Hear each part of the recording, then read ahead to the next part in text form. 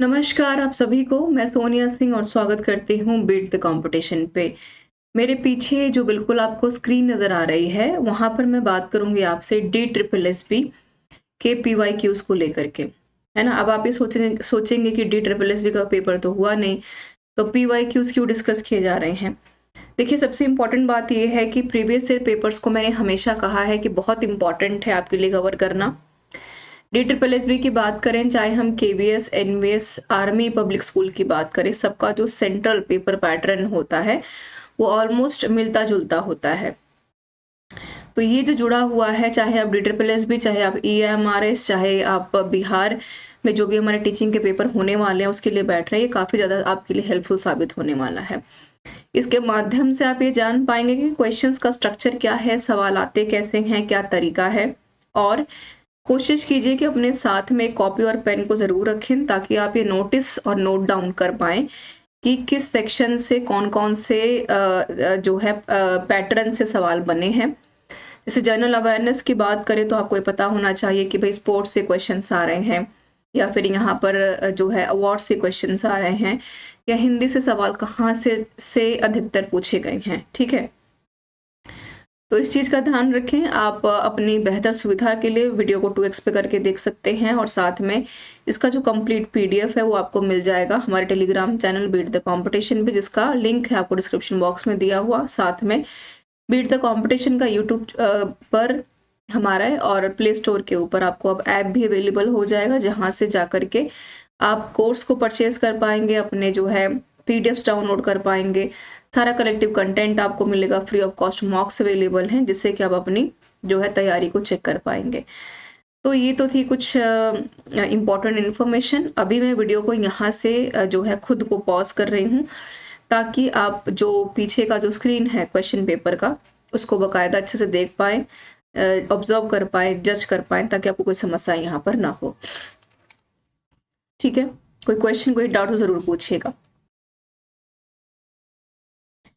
तो आप भी देख पा रहे होंगे मेरे स्क्रीन के ऊपर, जो काफी हद तक विजिबल भी है। मैं इसको थोड़ा सा और जूम कर देती हूँ, मुझे लगता है कि इतना काफी रहेगा।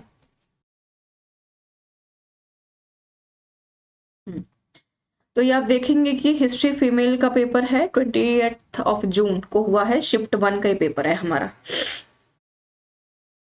ठीक है, तो सबसे पहले ये सेक्शन जो है आपको नजर आएगा मेंटल एबिलिटी का, है ना?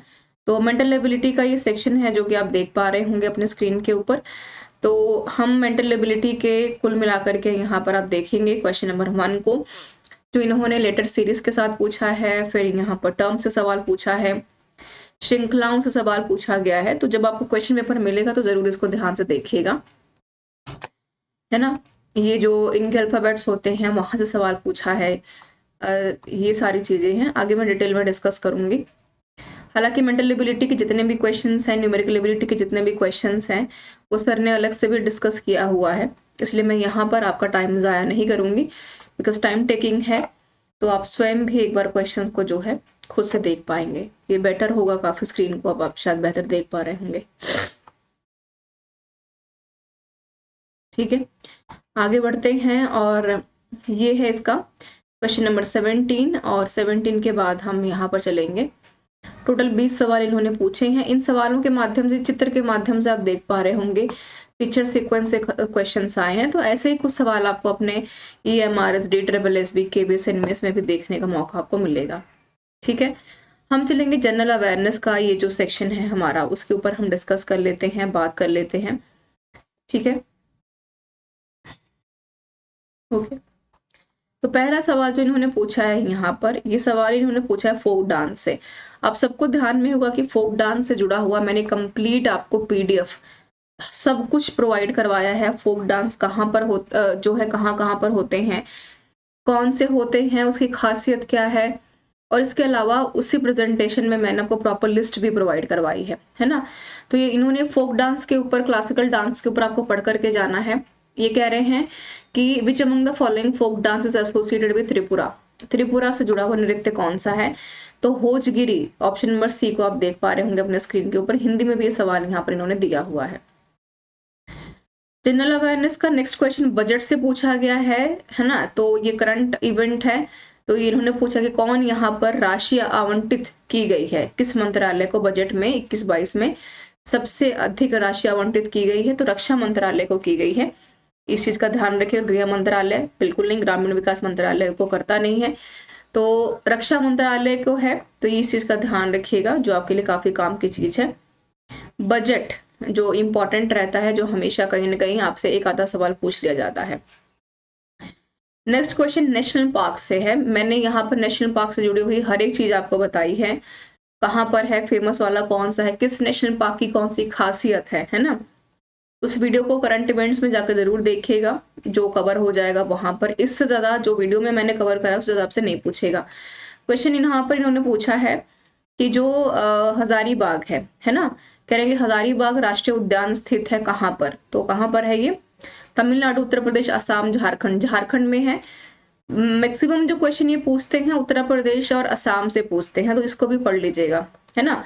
असम की खासियत क्या है, जो नेशनल पार्क है वहां पर, उसका जरा मुझे बताइए कमेंट कर। उत्तर प्रदेश में सबसे फेमस यानी कि जो सबसे ज्यादा जाना माना नेशनल पार्क है उसका नाम क्या है।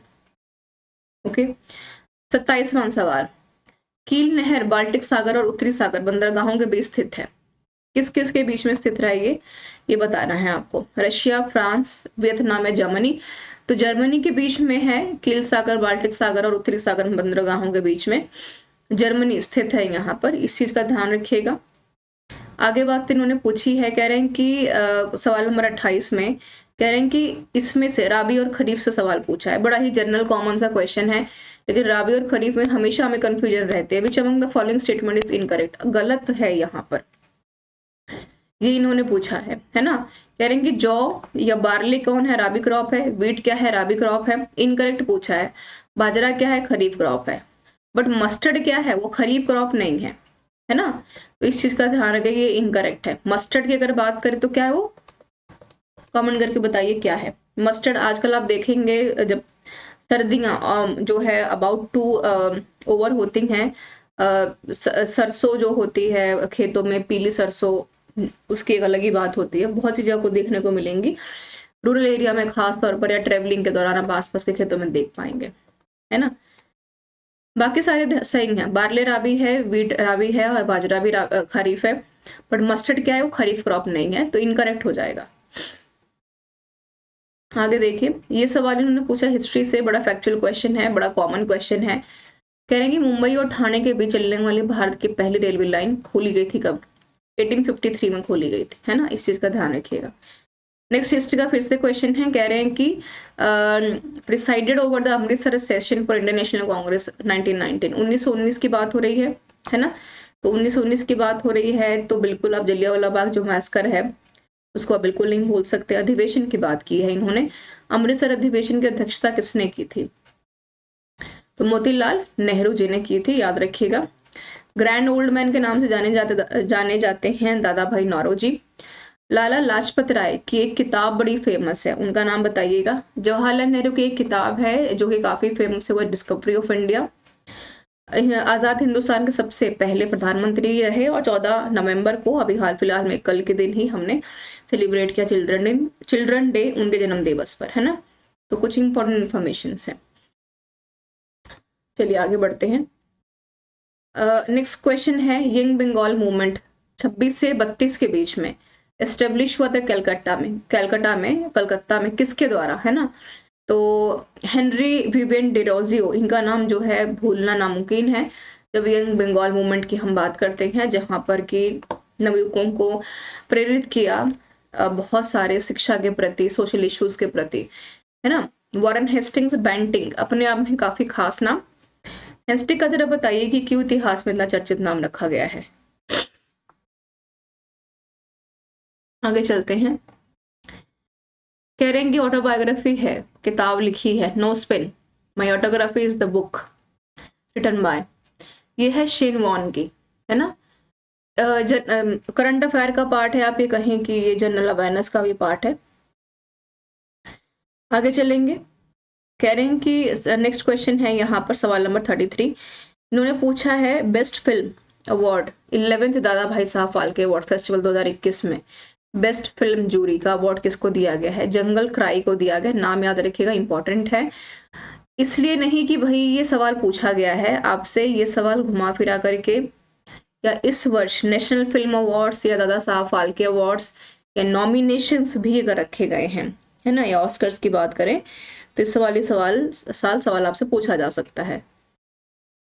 आगे हम बात करेंगे यहाँ पर नेक्स्ट क्वेश्चन जो आप देख पा रहे होंगे स्क्रीन के ऊपर, 34th, है ना, ये रहा। कह रहे हैं कि आपको बताना है कि यहाँ पर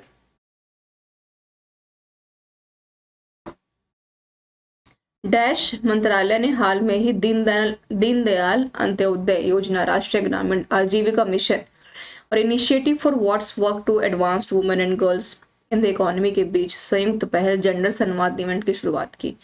तो कहाँ पर करेंगे? ग्रामीण विकास जो है उसके लिए किया गया है, रूरल डेवलपमेंट के लिए। ग्रामीण आजीविका मिशन से ही आप सही उत्तर का जवाब यहाँ पर बिल्कुल देख पाएंगे। ठीक है, नेक्स्ट क्वेश्चन है, the ministry of tourism MOT Ministry of Tourism signed a memorandum of understanding with online travel agents on 15th of April 2021 to strengthen the hospitality and tourism industry amidst the coronavirus pandemic. क्या है? Clear trip है, यहाँ पर है Cleartrip and EaseMyTrip, ये इसका right option हो जाएगा। ठीक है, आगे बढ़ते हैं हम। India has been ranked at position in the energy transition index. Index बहुत इंपॉर्टेंट है, यहाँ से एक सवाल आता ही आता है, वर्ल्ड इकोनॉमिक फोरम से पूछा गया, तो 87 पोजीशन थी हमारी। कमेंट करके बताइए कि 2023 में हमारे जो पोजीशन है वो कहाँ तक पहुंची है, WEF। आगे बात करेंगे भारतीय राष्ट्रीय संविधान में राष्ट्रपति महाभियोग की विशेषता। पॉलिटिकल साइंस का क्वेश्चन है, जो एक्ट से अमेंडमेंट से सवाल आपसे पूछते हैं, तो संयुक्त राज्य अमेरिका का राइट ऑप्शन हो जाएगा, जो कि आपको ध्यान में रखना है, जहां पर राष्ट्रपति महाभियोग की विशेषता को संविधान में हमने उधार कहां से लिया है? संयुक्त राज्य अमेरिका से। ये बड़ा कॉमन क्वेश्चन है जो सवाल आता है। Article 371B deals with the special provision with the respect which of the following states, तो Assam is the right option. ठीक है, ये आप देख पा रहे होंगे। नेक्स्ट करेंगे, farmer Sri Lanka player and coach Nawaz जुआसा has been recently banned from all forms of cricket for, किसके लिए? 6 years after ICC anti corruption tribunal found him guilty for breaching the ICC anti corruption code. तो उसके लिए उन्हें 6 सालों के लिए जो है बैन कर दिया गया। श्रीलंका के प्लेयर और कोच थे। ठीक है, आगे बात करेंगे। कह रहे हैं कि पोर्चुगीज के ऊपर सवाल पूछा, ग्रैंड प्रिक्स 2021 किसको मिला? तो लुइस हैमिल्टन को मिला है। करंट का पार्ट है, तो करंट इवेंट्स में जो गेम्स मैंने पहले भी बताया, अवार्ड्स हैं, गेम्स हैं, नेशनल फिल्म फेयर्स अवार्ड्स हैं, उनका नाम याद रखिएगा। अरिथमेटिक न्यूमेरिकल एबिलिटी, यहाँ से सवाल आप जरूर देखिएगा, संख्याओं के ऊपर क्वेश्चन पूछे हैं। ठीक है, उसके ऊपर इन्होंने कॉस्ट इफेक्ट के ऊपर सवाल पूछा है। 36 आर्टिकल्स परसेंटेज के ऊपर क्वेश्चन पूछा गया है। तो यहाँ से सवाल जो है, कैलेंडर से सवाल आया है, टाइमिंग ग्राफ से सवाल आया है। ठीक है, DI से सवाल पूछा है। तो ये सारी चीजें हैं। आगे बढ़ेंगे जनरल इंग्लिश की तरफ। इंग्लिश का जो सवाल है इनका, इन्होंने पूछा है यहाँ पर, सबसे पहला जो सवाल है आपको बता रहा है एरर। ठीक है, कह रहे हैं कि the sentence below has been divided into 3 parts. ये जो सेंटेंस पूरा दिया हुआ है नीचे का, इसमें इन्होंने पार्ट किया है इसको 3 सेक्शंस में, नीचे ऑप्शंस में, है ना। कह रहे हैं कि इसमें से आपको वो वाला सेंटेंस बताना है जिसके बीच में एरर है, गलती है। कह रहे हैं कि अगर कोई एरर नहीं है तो आप नो एरर के साथ जा सकते हैं। आई होप कि सवाल आप समझ गए होंगे। ठीक है, तो देखते हैं, पहले सेंटेंस पढ़ लेते हैं। कह रहे हैं कि by this means the mean temperature of the brass was raised through about 70 degree while the amount of a metal brass was only 83.7 grains, माफ कीजिएगा।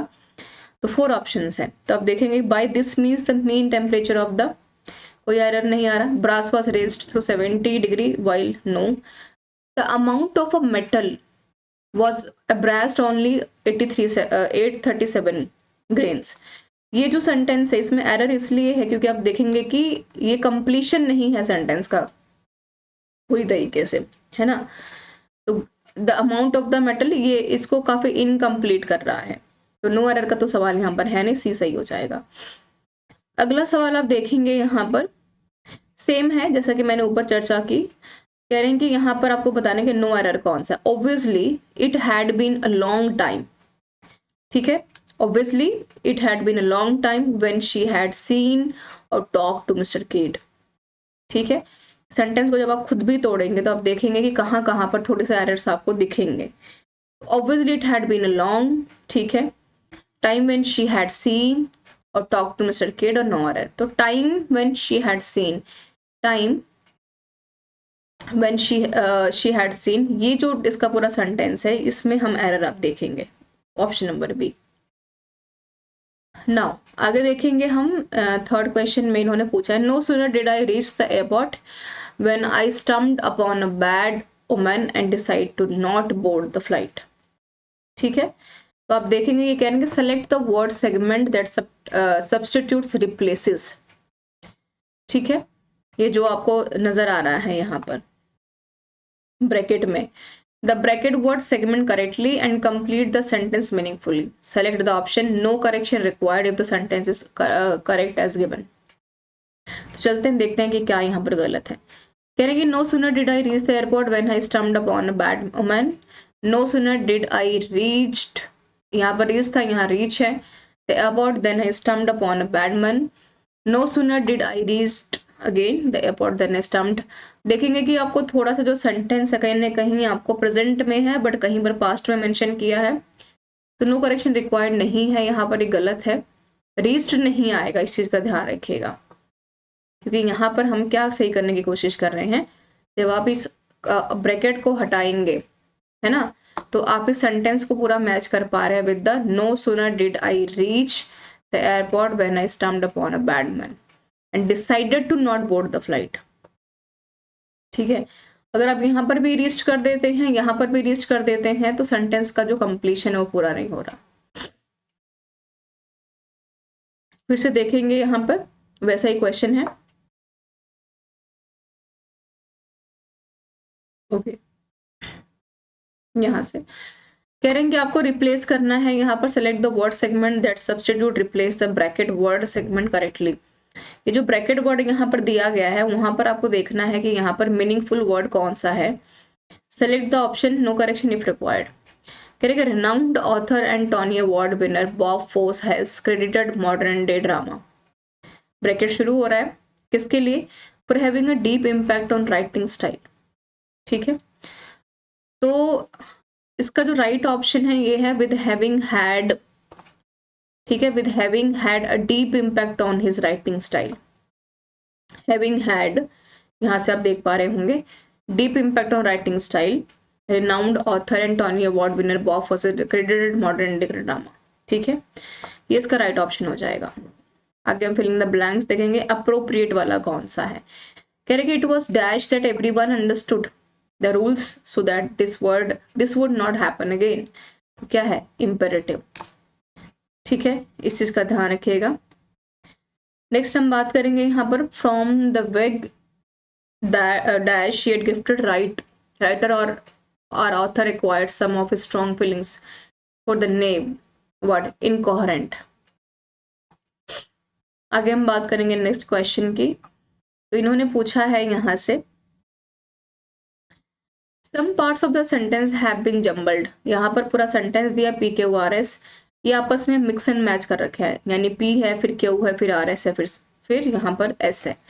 तो कह रहे हैं कि आप इन जो है जम्बल्ड किए हुए सेंटेंसेस को आपको क्या करना है, सही, और यहाँ पर करना है मैच, है ना। देखते हैं, in divorce the law the confession of a wife changed with adultery circumspections and caution for fear of collisions between may be treated with the parties to a suit। इसका हम राइट अगर हम options देखें तो हम शुरू करेंगे सबसे पहले पी से, ठीक है।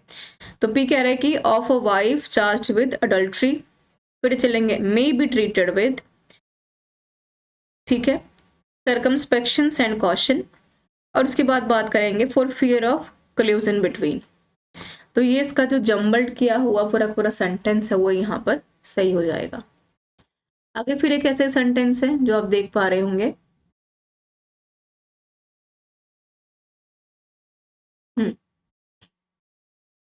यहाँ से सिनोनिम्स आपको बताना है, ठीक है। और सिनोनिम्स किसका है? प्रिकॉशियस का, तो एडवांस्ड हो जाएगा, ठीक है। सिनोनिम्स मतलब सेम सेम, समानार्थी जिसको हम हिंदी में कहते हैं।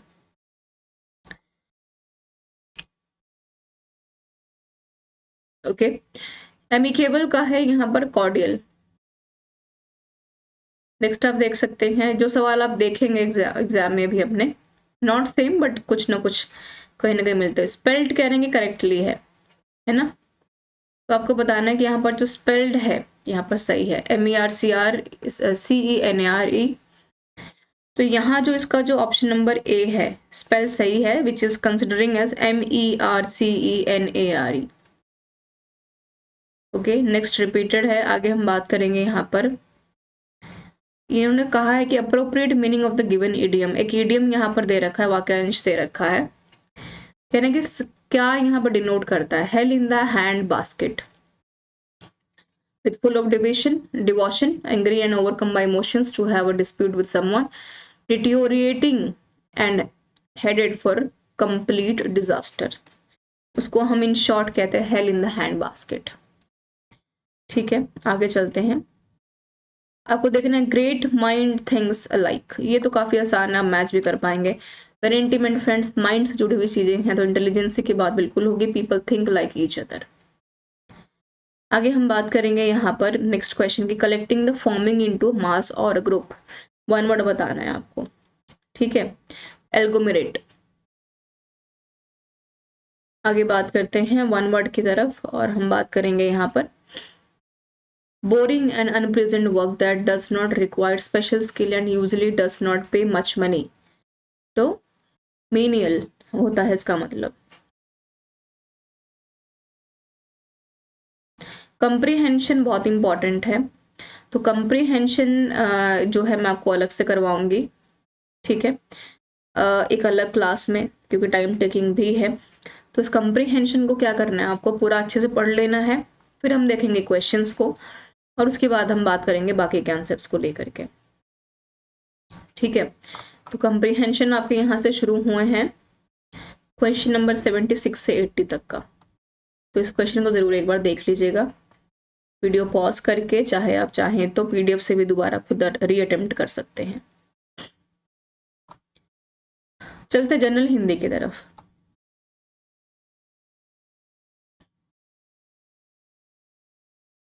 पहला प्रश्न पूछा है इन्होंने संधि विच्छेद से, गोअन गायन।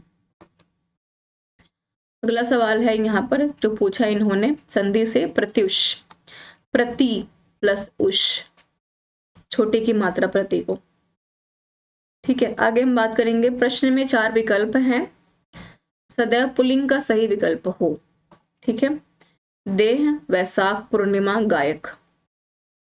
निम्नलिखित प्रश्न में से 4 विकल्प हैं, उस विकल्प का चयन करें जो सदैव पुल्लिंग का सही विकल्प हो। पुल्लिंग और स्त्रीलिंग दोनों में डिफरेंस होता है, तो पूर्णिमा क्या है बताइए कमेंट करके, और वैशाख यहाँ पर क्या हो जाएगा? पुल्लिंग। आगे हम बात करेंगे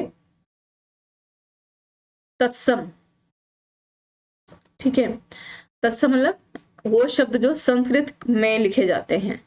हैरत नहीं है, चकित नहीं है, अचंभित नहीं है, आश्चर्य is the right option.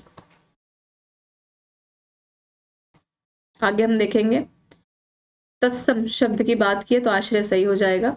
Next इन्होंने पूछा है समानार्थी, सिनोनिम्स जैसे हम इंग्लिश में कहते हैं। फिर गाथा को क्या बोलेंगे? वचन नहीं होगा, चाह नहीं होगा, कामना नहीं होगा, कहानी इज द राइट ऑप्शन।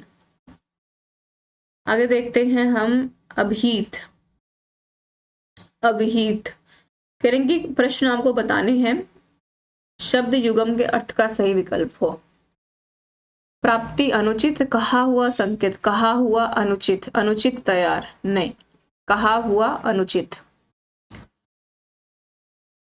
आगे चलते हैं, विलोम बताना है आपको, कृतज्ञ का, ठीक है, कृतिघ्न है यहाँ पर, कृतिज्ञ का कृतिघ्न।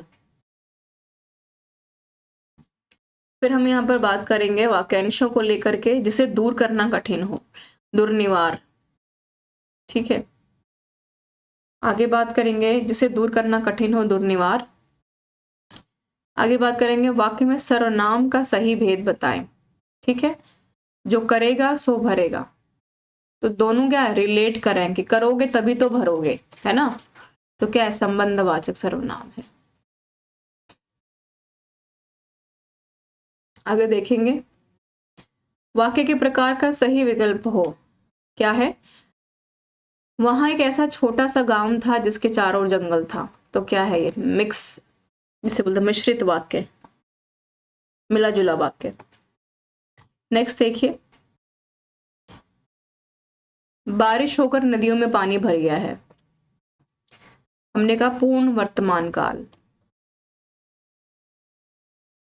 आगे बात कर लेते हैं, 9 दिन चले 2.5 कोस, मतलब बहुत अधिक समय तक बहुत बहुत कम काम करना। उल्टा चोर कोतवाल को डांटे, काफी कॉमन है। दोष अपना हो होने पर स्वीकार न करके दूसरे को दोषी ठहराना। ये सारे आपके फ्री के मार्क्स होते हैं, थोड़ा सा अगर आप ध्यान दें इसके ऊपर तो। विराम चिन्ह बताना है कि सही कहां पर है ना। पहला देख लेते हैं, ध्वनि प्रदूषण से रक्तचाप, अल्सर, सिर दर्द। यहाँ पर कॉमा नहीं है पहले में, तो ये गलत हो जाएगा। रक्तचाप है, अल्सर, सिर दर्द, तीनों में कॉमा है। ठीक है, ओके। यहाँ पर डंडी नहीं लगाई है इन्होंने, इसलिए तीसरा गलत हो गया। ठीक है, और हमारा चौथा क्यों गलत है, क्योंकि अल्सर के बाद कॉमा नहीं है, तो बी सही हो जाएगा सिर्फ। ये गलत ही क्वेश्चन आया था, तो इन्होंने ये सबको ये जो है नंबर्स दिए हैं। ये है आपका वाक्यांश, माफ कीजिएगा पद्यांश, गद्यांश सॉरी। यहाँ से आप जो है क्वेश्चन नंबर 96 से 100 तक के जो सवाल हैं, ये आपको अपने पैराग्राफ में से देख करके छांट करके देने हैं।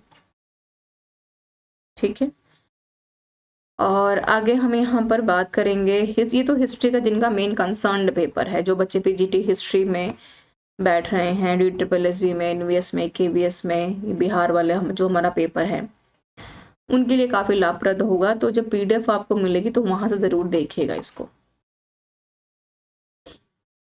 ओके, तो अब हम चलेंगे कहाँ, हम चलेंगे यहाँ पर टीचिंग एप्टीट्यूड वाले सेक्शन में। ठीक है, पहला सवाल इन्होंने क्या पूछा है, कह रहे हैं कि इसमें से किस विचारक ने तर्क दिया कि मजबूत सरकार के बिना समाज का पतन हो जाएगा। बेलम ओम्ब्रियम कॉन्ट्रा ओम्ब्रेसे, सभी के खिलाफ सभी का युद्ध। तो थॉमस हॉब्स ने यहाँ पर ये बात कही है।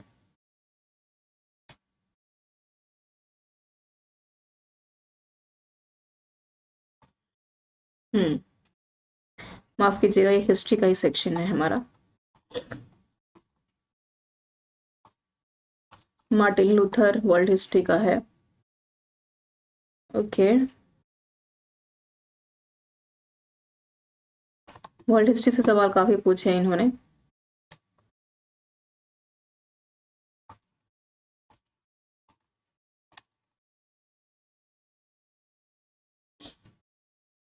डिसिप्लिन नंबर 4 को देखते हैं जी। तो बात करेंगे, क्वेश्चन ये कह रहा है 161 वाला, डॉक्ट्रिन ऑफ पॉजिटिविज्म, तो ऑगस्टस कॉम्टे हैं। ठीक है, जून जैकब रूसो ने यहाँ पर सोशल थ्योरी के बारे में डिस्कस किया है।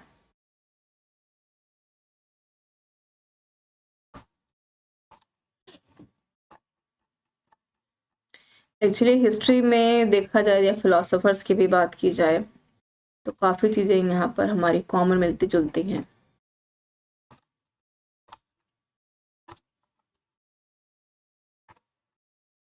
इस पेपर के बाद टीचिंग एप्टीट्यूड को जैसे ही हम खत्म करेंगे, तो वैसे ही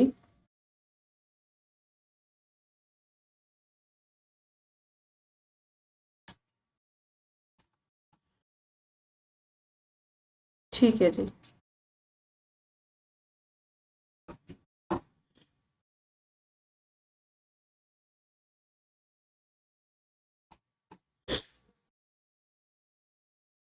यहाँ से शुरू हो रहा है हमारा टीचिंग एप्टीट्यूड।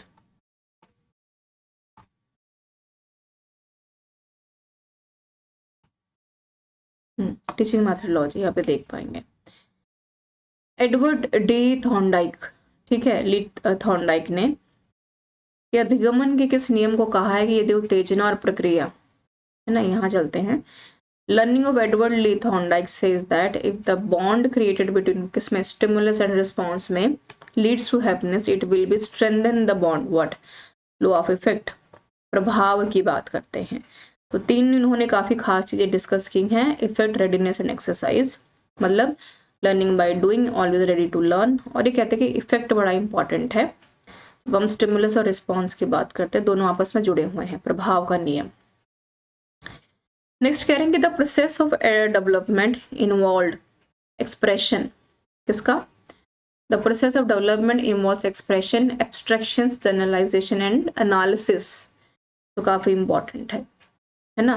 डेवलपमेंट के लिए एक्सप्रेशन, आपका एब्स्ट्रैक्शन और जनरलाइजेशन के साथ एनालिसिस। पार्टिसिपेशन तो बाद में आती है, ऑब्जर्वेशन इसमें है नहीं, ट्रायल एंड एरर का कुछ लेना देना नहीं है, तो विश्लेषण जो है इसका राइट ऑप्शन हो जाएगा।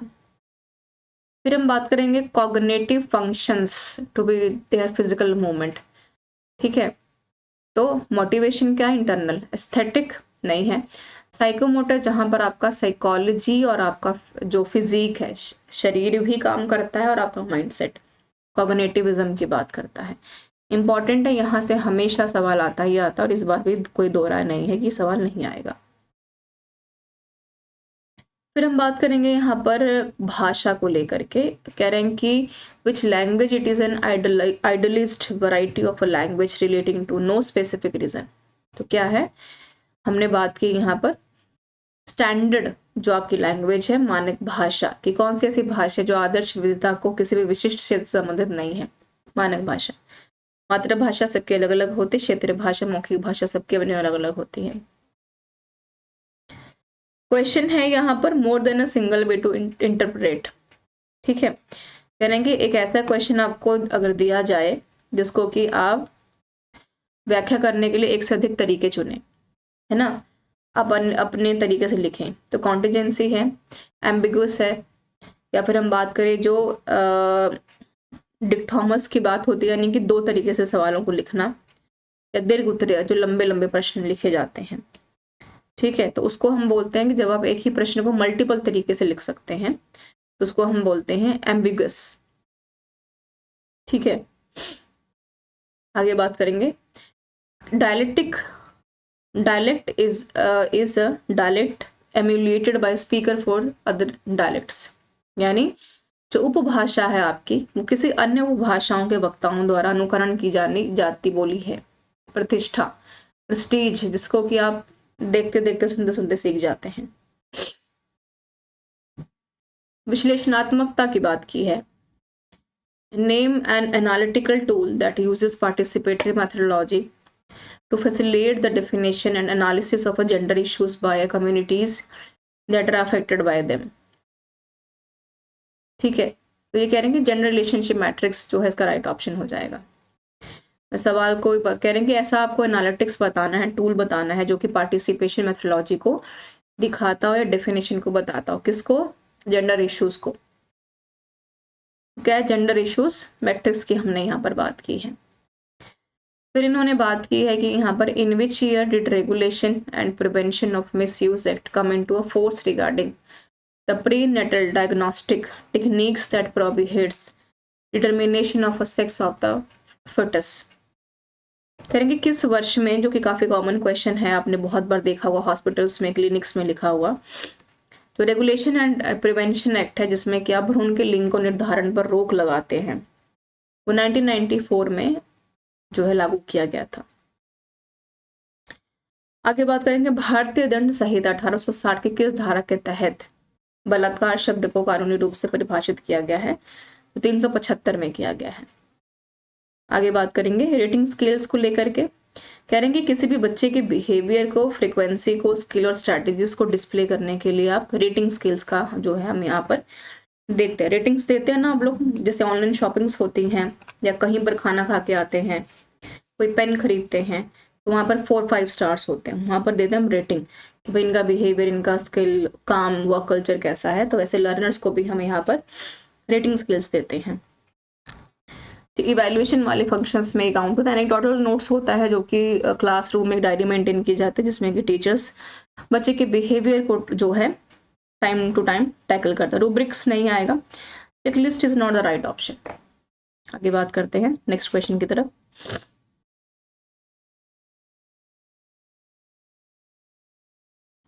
नेक्स्ट कह रहे हैं कि आपको बताना है यहाँ पर कि dash is a special type of a questionnaire, है ना, design to produce scores indicating intensity, direction for against for a person, feeling about an object और इवेंट। तो एटीट्यूड स्किल्स बोला जाता है। क्वेश्चन नंबर चलेंगे, CC stand continuous comprehensive evaluation. इसी के अंडर आपका आता है समेटिव और फॉर्मेटिव असेसमेंट। सीसीई के ऊपर वीडियो अवेलेबल है ऑलरेडी, तो आप देखिएगा जरूर, उसको सवाल आते हैं हमेशा। आगे बात करेंगे हम, कह रहे कि कौन सी ऐसी टर्म है डिसेबिलिटीज एंड हेल्थ इश्यूज को लेकर के जो इंक्लूड करती है किसको, ठीक है, किसको इंक्लूड करती है, जो आपके डिसेबिलिटी को, दोनों को, फिजिकल और मेंटली, फिजिकल और जो आपके मेंटल, दोनों चीजों को। तो फिजिकल डिसेबिलिटी में आती है ये, है ना।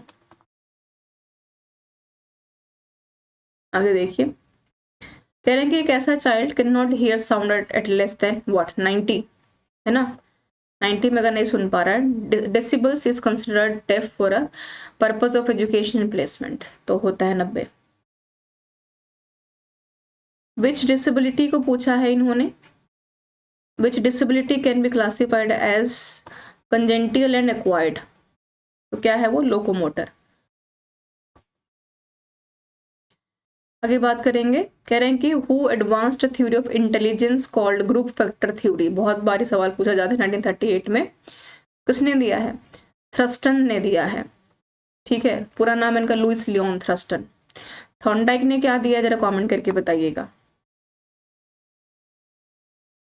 1938 की बात कर रहे हैं, और इन्होंने पूछा है यहाँ पर बुद्धि के समूह कारक, ये हिंदी में है, ये सिद्धांत को विकसित किया है थर्स्टन ने। बढ़ते या घटते आकार, आयतन, भार या कुछ अन्य आयामों के अनुरूप तत्वों की श्रृंखला को मानसिक रूप से व्यवस्थित करने की क्षमता क्या कहलाती है, वेरिएशन।